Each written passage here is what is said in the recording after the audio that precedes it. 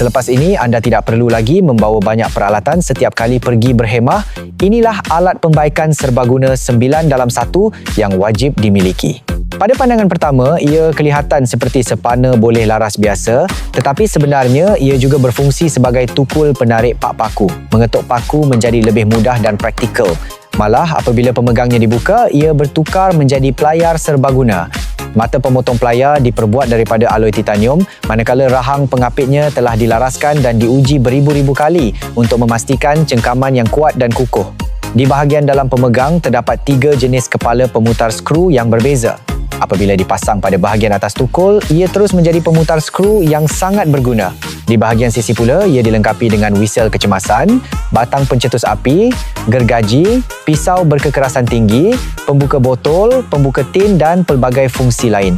Kini jenama ini sedang menawarkan promosi istimewa. Klik butang beli sekarang untuk membuat pesanan anda segera.